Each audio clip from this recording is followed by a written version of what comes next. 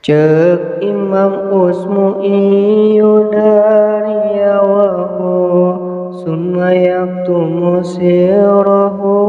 wa yasbiru wa fi kullil umuri wa yasha'u. Dituliskeun eta ucapan batu pependeku anjeun eta hawa nafsu tong ele anjeun ku masalah sakitu da masalah jodoh mamoal katipu pasti pendakna jan cinta teu di aku sobaran eta ka nyeri dina dada mantakna ulah sok loba cacarita bahem kapahitna cinta kunyalira mun jodoh mah pastina moal ka mana lobakeun ku anjeun ibadah ngadoa sanggakeun sadaya ka Allah Ta'ala tong sieun bakal jadi atau henteuna da eta mah atos aya nu ngaturna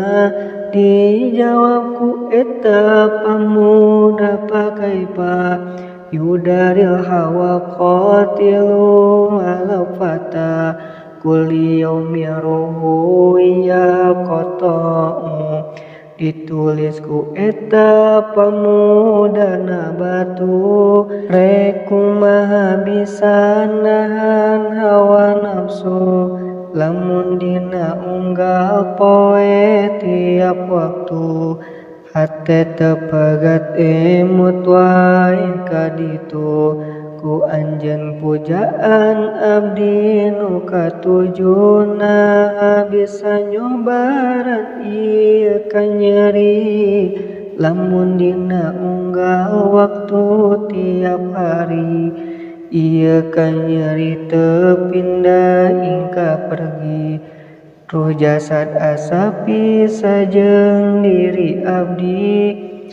in dalam yukti kosobroha kata malisyarohi falaisa lahu mimma siwa mautil anfa'ata papatahna. Ti Imam Usmu'i ka eta pamuda bila anjeun teu bisa mepempendena kana nafsu anjeun teu bisa sabarna teu bisa nahana kana cacarita nyimpen hiji rahasia rasa cinta maka henteu aya jalan kaluarna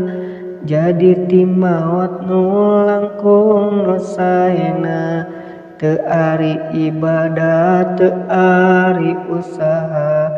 mendingan maot daripada nalangsa ngalongok dina poean katiluna anjeunna kaget ninggal eta pamuda nyarandena batu nungkulkeun sirana dipariksa eta ning tos teu kanyawa samina wa atonna sumamitna fawaligu salami ila mangkana lil wasli yamna'u pasem pesan terakhirna tertulis na batu ti eta pamuda katampi jeung nurut abdi ka mama daripada ibadah usaha tara ngaji tara hirup ge asana langsa kusabab dibutakeun ku rasa cinta mangka maot jadi jalan kaluarna tapi sim abdi gaduh hiji paminta Dugikeun sim abdi ka salam ka anjeunna, ka istri nu ku abdi dipuja-puja. Salam intina mah nyata salam cinta, di hiji pamuda anu teu laksana. Cinta bertepuk sebelah tangan tea, akhirna sampai mati jadi jawabna.